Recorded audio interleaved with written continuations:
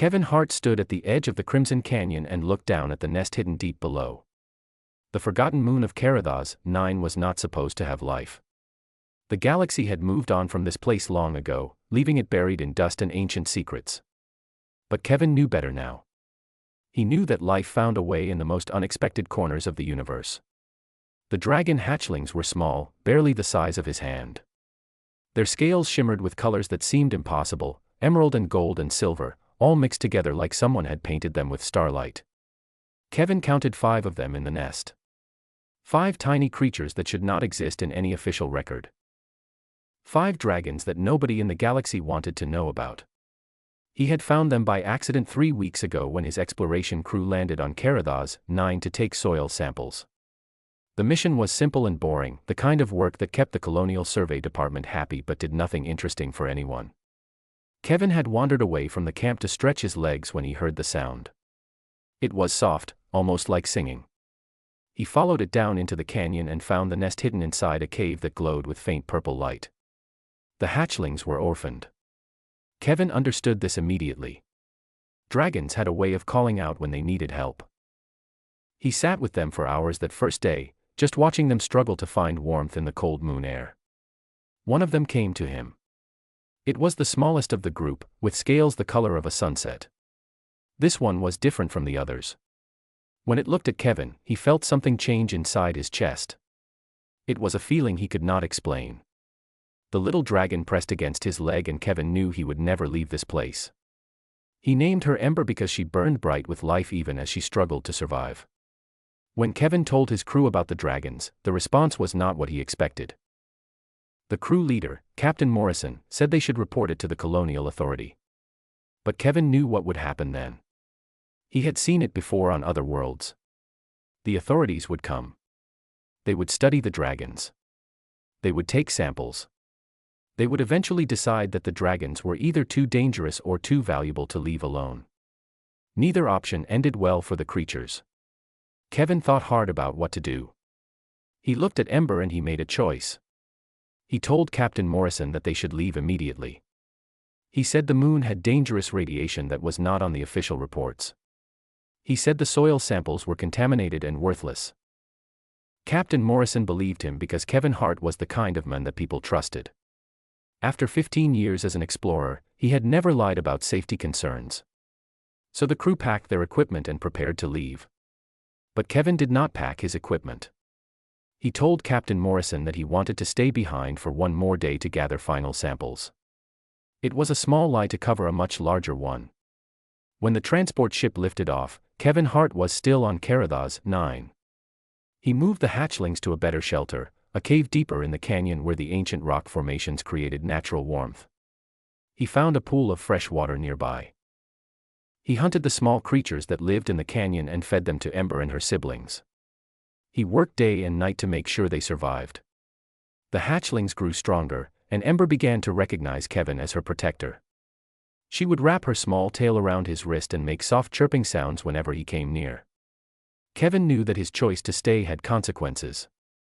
He had abandoned his post. He was considered missing, probably dead.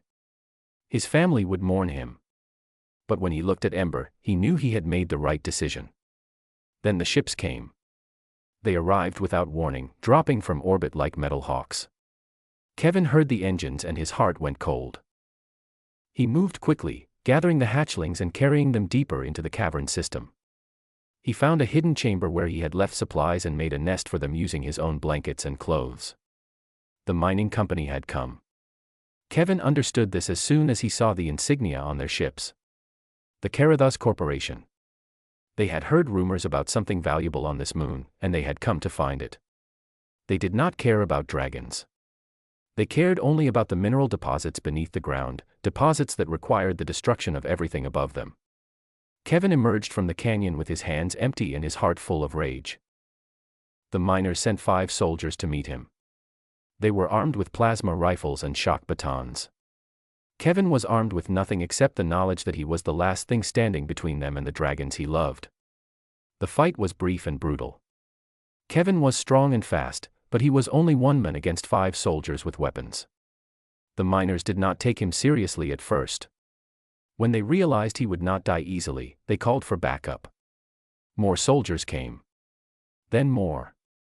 Kevin fought them in the canyon, trying to keep them away from the cave where the hatchlings hid. He was failing. He knew it. His body was covered in burn marks from the plasma weapons. His left arm hung useless at his side. But still he fought, moving between the soldiers and the cave entrance, blocking their way with his broken body. One of the soldiers raised his rifle to aim at the cave. Kevin understood what would happen next. He gathered the last of his strength and ran at the soldier. He tackled him away from the entrance. As they fell, the soldier's weapon went off. The blast caught Kevin in the chest. Kevin Hart fell to the crimson dust of Karathas 9 and did not move again. But from deep in the cave, a small emerald dragon heard her protector fall. Ember cried out with a sound like breaking glass and breaking hearts. She was too young to understand death, but she understood loss.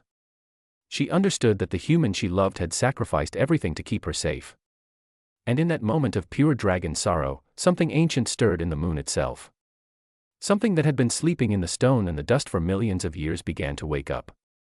The darkness lasted for a long time. Kevin Hart did not dream. He did not think. He did not exist in any way that he could later remember. His consciousness was gone, scattered like dust on the crimson wind of Karathas 9. His body lay broken in the canyon, and that should have been the end of his story. But the moon had other plans. Beneath the surface, in chambers that had not been opened for millions of years, ancient magic began to flow. This was not the kind of magic that existed in fairy tales or old human religions. This was something far older and far more powerful.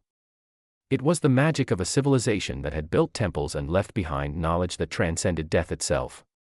And it recognized something in the bond between Kevin Hart and the young dragon who mourned him. Ember did not leave her protector's side. The hatchling stayed in the canyon for days, her small emerald body pressed against Kevin's cold, lifeless form. She sang to him in the language of dragons, ancient songs of sorrow and love. She would not eat. She would not sleep. She simply sang and waited for the human who had saved her to wake up. The other hatchlings eventually came down from their hiding place. They surrounded Kevin too, confused and grieving in their own way. They did not understand why the warm human had stopped moving. They only knew that something vital had been lost, something that had kept them alive and safe in a harsh world. And then the ground beneath them began to glow. The light started small, a faint purple luminescence that came from deep below the canyon floor. It spread outward in patterns that looked almost like veins, connecting to other lights that awakened across the surface of the moon. The ancient temple that Kevin had never seen began to rise from beneath the dust. Stones that had been buried for millennia moved and settled into place. The temple revealed itself slowly, block by block, until a massive structure stood at the canyon's edge. The light reached Kevin Hart's body. His skin began to change first. A dark substance, like liquid obsidian, started to spread across his chest where the plasma bolt had struck him. It was not burning. It was not painful, because Kevin Hart was not conscious to feel anything. The black substance spread like vines made of night itself, covering his arms and shoulders. It seeped into the places where his blood had been spilled, sealing the wounds from the inside out. His bones strengthened. His muscles rewove themselves with fibers of something that was not quite human anymore. The black armor continued to spread across his body, merging with his flesh until it became impossible to tell where the material ended and his body began. It was not something placed on him.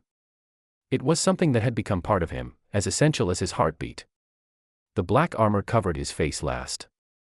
It formed a helm that left his eyes visible, but those eyes had changed too. Where they had been human brown, they now glowed with a soft golden light. The color of Ember's scales.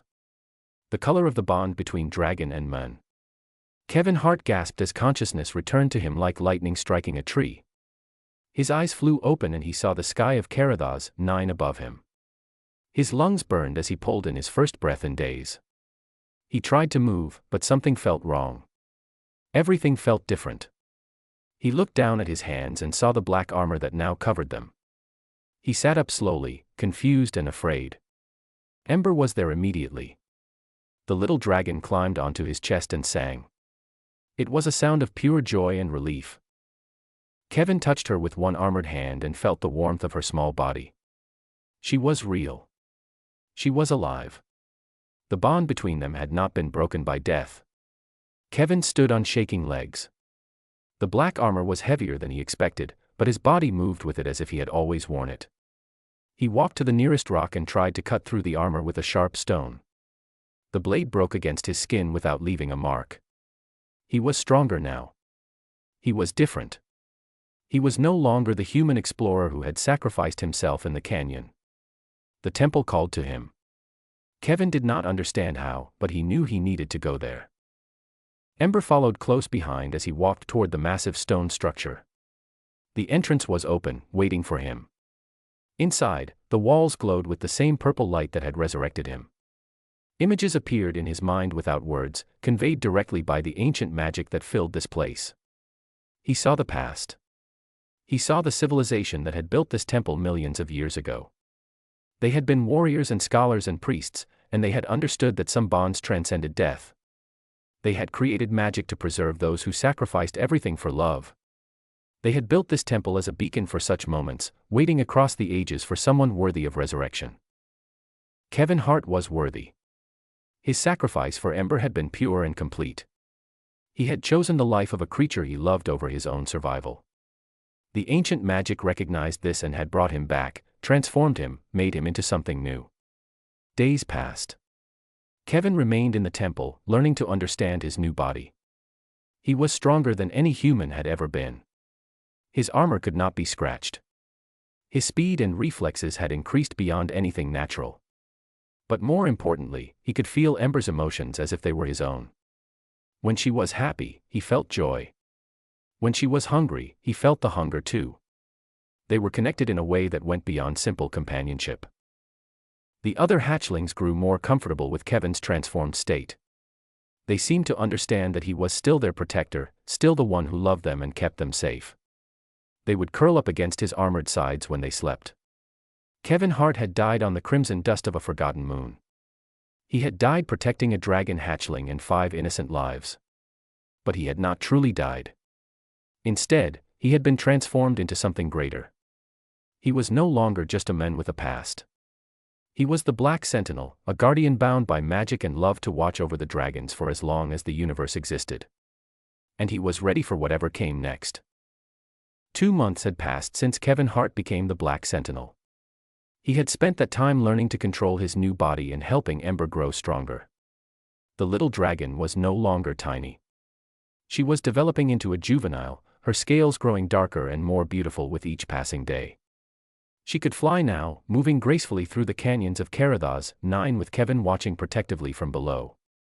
But the galaxy had not forgotten about the forgotten moon. The first warning came when Kevin felt a disturbance in the ancient magic that flowed through the temple. The sensation was like someone knocking on a door that had been closed for millions of years. Ships had entered the moon's orbit. Multiple ships. Kevin climbed to the highest point of the canyon and looked up at the sky. He could see them now, massive vessels blocking out the distant stars. They bore the insignia of the Karathas Corporation. Kevin knew they had come to finish what they had started. They would not accept that something had changed on this moon. They would not believe in magic or ancient civilizations.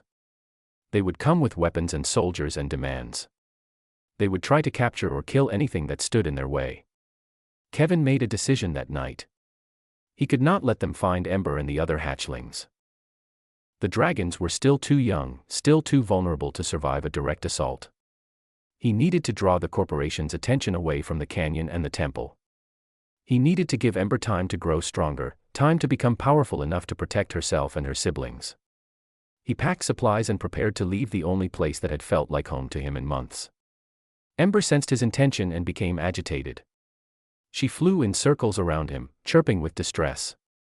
Kevin touched her snout gently and tried to make her understand. "You have to stay here," he thought to her, and somehow she understood through their bond. "I have to go. I have to keep them away from you." Ember did not like it, but she obeyed. The bond between them meant that she trusted him completely, even when she disagreed with his choices. Kevin left the canyon and made his way to the nearest space station, a place called Vortex Station that orbited the outer reaches of the settled galaxy. It took him 3 weeks to reach it, traveling on a cargo ship where the crew did not question the strange armored figure who kept to himself in the cargo hold. When the ship docked at Vortex Station, Kevin emerged and made his way to the central plaza where the most important people came to conduct business. He did not try to hide what he was. He walked through the station in his full black armor, his golden eyes visible to everyone who passed. The crowd parted for him like water flowing around a stone. People whispered. Security forces watched him carefully but did not approach. There was something about the Black Sentinel that made even armed soldiers hesitant to engage. Kevin found the office of Director Marcus Webb, the man who controlled the Karathos Corporation's operations in this sector. The director was in a meeting when Kevin arrived. Kevin did not wait for permission. He walked through the doors and stood before the director and his council of lawyers and military commanders. Director Webb looked up from his desk, his face turning pale. He recognized the armor immediately. Reports had been coming back from Karathos 9 about something impossible awakening on the moon. Reports that had been dismissed as hallucinations or equipment malfunction. But now the impossible was standing in front of him. "You destroyed my colony," Kevin said. His voice came from deep within the armor, resonating with power. "You sent soldiers to kill innocent creatures. You tried to erase something beautiful from existence." The director tried to speak, but Kevin raised one armored hand and the men fell silent. Around the room, security forces kept their weapons lowered. They understood that they could not stop what stood before them. "There is a dragon on Karathos 9, Kevin continued. "A young dragon who bonds with humans. She chose to bond with me.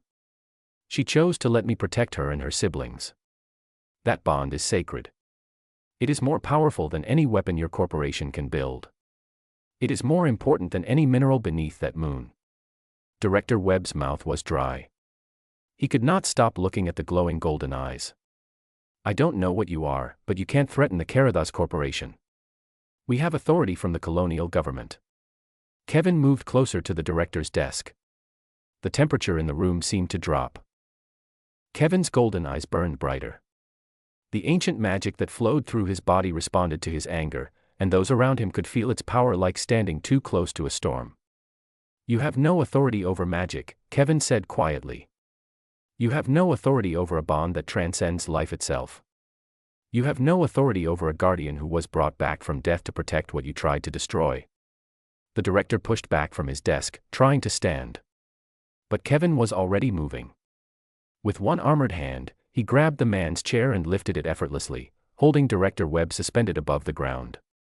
The director screamed for security, but the guards did not move. They understood that resistance was futile. Kevin set the director down gently and stepped back. He was not here to kill anyone. Violence would only make the corporation angry and bring more soldiers. He was here to make them afraid. He was here to show them that some things in the universe could not be controlled or conquered.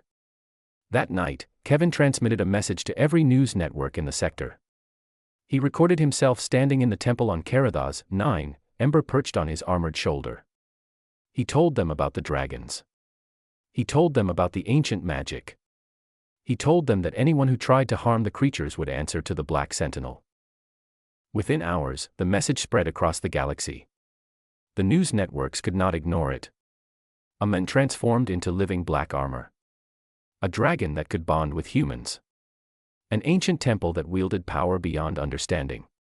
The story was too incredible to dismiss. The Karathos Corporation's military pulled back from Karathos 9. The board of directors met in emergency session. Investors began pulling their money out of the company. Within a week, the moon was declared a protected zone under the new Interstellar Conservation Act, a law that had just been hastily passed by the colonial government after seeing Kevin's message. Kevin returned to Karathos 9 and found Ember waiting for him at the edge of the canyon. She had sensed through their bond that the danger was passing. She flew to him and wrapped her growing wings around his armored body. Kevin held the dragon close and felt the warmth of her joy flowing through their magical connection. For the first time since his resurrection, Kevin's heart smiled. The Black Sentinel had protected the one he loved. And the galaxy had learned that some bonds were worth more than all the resources in the universe. 3 years had passed since the Black Sentinel declared Karathos 9 a protected sanctuary. The planet had changed. Where once there was only a forgotten moon with crimson dust and abandoned canyons, now there was life and purpose. The dragons had thrived under Kevin Hart's protection. Ember had grown into a beautiful creature with scales that shimmered between emerald and gold. She was intelligent and graceful, and she had become a symbol of peace between dragons and humans. But Kevin Hart knew that legends could fade. He knew that laws could be changed or ignored. He knew that the only way to truly protect Ember and her kind was to make sure the entire galaxy understood why they mattered. He needed to do more than hide on a forgotten moon. He needed to tell the story of what had happened here. He needed to make the dragons real to people who had never seen them. The first step was bringing in a human diplomat. Maya Olsen was not like most diplomatic representatives. She had spent her career fighting for the rights of species that were considered less valuable by the larger galactic powers. She had worked to protect alien ecosystems. She had written laws that preserved habitats and prevented extinction. When she heard about the dragons of Karathos 9, she immediately volunteered to visit the moon and document what was happening there. Kevin was uncertain about bringing outsiders to the sanctuary. He had grown used to protecting Ember and the other dragons alone, away from the complicated politics of the wider galaxy. But Maya was different. When she arrived at the temple and saw the dragons for the first time, her eyes filled with tears. She understood immediately what they were and why they mattered. "You have something truly special here," Maya said, standing beside Kevin as they watched the young dragons playing in the canyon below. "A living connection between an extinct civilization and a species the galaxy never knew existed. This is not just a sanctuary.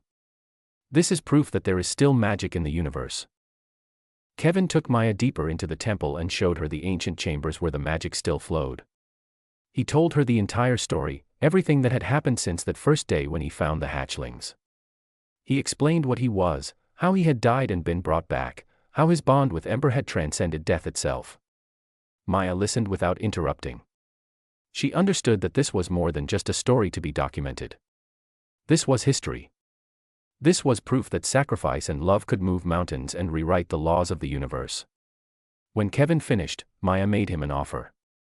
She said she could help him create a formal protection status for the dragons. She could work with the colonial government to establish Karathos 9 as a sacred site, not just a protected zone, but a place where dragons had rights under galactic law. But to do that, they would need to prove that the dragons were intelligent beings capable of forming bonds and making decisions. She suggested that Ember should speak before the Galactic Council. Kevin was hesitant. Ember was still young. She had never left Karathos 9. The idea of bringing her to a crowded council chamber filled with thousands of politicians and representatives seemed dangerous. But Ember sensed his uncertainty and pushed back against it. Through their bond, she made it clear that she wanted to go. She wanted the galaxy to know that dragons existed. She wanted her kind to have a place in the wider world. So they made the journey together. Maya arranged transportation and security. Kevin traveled with Ember to the capital world of the colonial government, a place called Centris Prime. The planet was covered in massive cities and was home to billions of beings. Ember had never seen anything so overwhelming. She clung to Kevin as they moved through the crowded streets, her emerald scales drawing stares and whispers from everyone who passed. The Galactic Council met in a vast chamber that rose hundreds of stories high. Representatives from 1,000 different species filled the seats, all waiting to discuss the issue of the dragons. The room fell silent when Ember entered. She walked beside Kevin on her powerful hind legs, her wings folded carefully against her back. Her golden eyes scanned the assembly with intelligence and awareness. Maya stood and presented the evidence. She showed images of the sanctuary.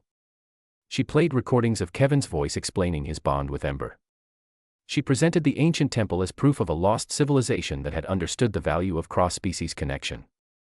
She made the case that dragons deserved protection under galactic law. Then Ember sang. It was not a song in any language the council members understood, but everyone recognized it as communication. The dragon's voice carried emotion and meaning that transcended words. Ember sang of her loneliness as an orphaned hatchling. She sang of the human who had sacrificed everything to keep her safe. She sang of the bond that had brought him back from death itself. She sang of her hope that dragons and humans could live together in peace. There was not a single being in that vast chamber who was not moved by the song. Even the hardened politicians and ruthless corporate representatives found themselves emotionally affected by the raw honesty and beauty of the dragon's voice. The vote came quickly. The measure passed with overwhelming support. Karathas, 9 was declared a sacred sanctuary under the protection of the entire Galactic Council. Dragons were granted legal rights as intelligent, sentient beings. Any harm done to a dragon or its habitat would be considered a crime against all spacefaring peoples. The Karathas Corporation was forced to pay reparations and had its mining license revoked. Director Marcus Webb was brought to trial for crimes against a sentient species. The case became the most important legal precedent in the galaxy's history. Ember returned to Karathas, 9 as a symbol of hope and peace. Other dragons began to emerge from hidden places across the galaxy, creatures that had been hiding in fear for generations. With the new legal protections, they came out of the shadows. They bonded with humans who loved them and protected them. A new era of interspecies cooperation began. Kevin Hart remained on Karathas, 9, but he was no longer alone. Maya Olsen stayed with him, helping to establish the Dragon Sanctuary as a center for learning and research. Together with Ember and the other dragons, they created a place where the old magic of the ancient civilization could be studied and understood. Ember had grown into a wise and powerful dragon, and she had become a bridge between two worlds. She would never replace Kevin as the guardian of her kind, but together they had shown the galaxy that some bonds were worth more than all the resources in the universe. They had shown that even death could not break the connection between a human and a dragon who loved each other. And in the hearts of billions across the galaxy, a new belief took root. The belief that magic was real. That sacrifice was noble. That love could change everything. 10 years had passed since the Galactic Council granted dragons their legal rights. 10 years of change and growth and transformation. Karathas, 9 had become the most visited destination in the settled galaxy. Scientists and philosophers and artists came to study the ancient temple and learn from the dragons. The sanctuary had grown from a hidden canyon into a sprawling complex of research centers and housing facilities. Humans and dragons now lived together in harmony, a living example of what was possible when different species chose to understand each other. Kevin Hart stood at the edge of the Crimson Cliffs where he had died all those years ago. He was no longer the explorer who had arrived on this moon by accident. He was no longer the man who had made the choice to sacrifice himself. The Black Sentinel had become something more. He had become a symbol of hope for billions across the galaxy. Statues of him had been built on 100 different worlds. Children studied his story in schools. His name had become synonymous with sacrifice and love and the power of bonds that transcended death. But Kevin had never wanted to be a statue or a symbol. He had only ever wanted to protect Ember. Ember was nearly fully grown now. Her scales had deepened to a rich emerald color with veins of gold running through them like precious metal. She was magnificent and powerful and wise beyond measure. But when she saw Kevin standing at the cliff's edge, she was still the same little dragon who had mourned him in the canyon. She flew to him with joy and wrapped her wings around his armored body. The bond between them was as strong as ever, stronger perhaps. Through their connection, Kevin could feel Ember's contentment. She was happy. The other dragons were thriving. The sanctuary had given them a home and a future. Everything that Kevin had sacrificed for was coming to fruition. Maya Olsen joined them on the cliff, carrying a small child in her arms. The girl was 3 years old with golden hair and curious eyes. Her name was Stella, and she was the daughter of Maya and Kevin. The child had been born in the sanctuary, surrounded by magic and wonder. She had grown up knowing dragons as family, speaking to them in their ancient language, understanding bonds that most humans spent their entire lives trying to comprehend. Stella reached out toward Ember and the dragon lowered her great head to let the child touch her scales. The little girl laughed with pure delight, and Kevin felt warmth in his chest that had nothing to do with the crimson sun overhead. Maya stood beside him and took his armored hand in hers. She had grown old in the 10 years they had known each other, her hair turning silver and her face showing the lines of a life well lived. But her eyes were as bright as they had been the first day she arrived at the sanctuary. She had found her purpose here, helping to bridge the gap between dragons and humans, creating laws and policies that protected both species. "Do you remember when you told me you were afraid you could not be human anymore?" Maya asked quietly. Kevin nodded. He remembered that conversation clearly. He had been uncertain about his place in the world, unsure if the Black Sentinel could ever be anything more than a weapon or a guardian. "You were wrong," Maya continued. "You are more human than anyone I have ever known. Being human is not about having a normal body or living a normal life. Being human is about the choices you make and the love you carry in your heart. You chose to sacrifice yourself. You chose to protect something innocent. You chose to build a better world. That makes you human." Kevin looked at his armored hands. The black material that covered him had never changed. It was as indestructible as it had always been.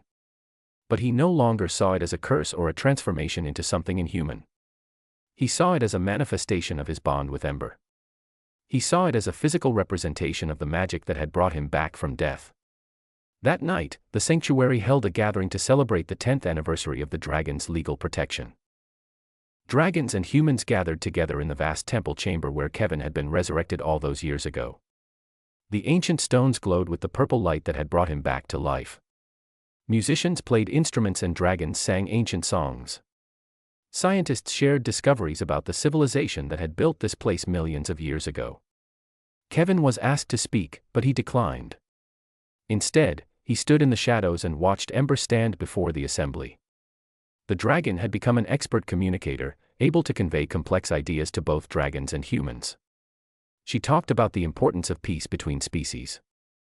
She talked about how one human's sacrifice had saved her entire kind. She talked about a future where dragons would no longer hide, where they would be recognized as equals in the galactic community.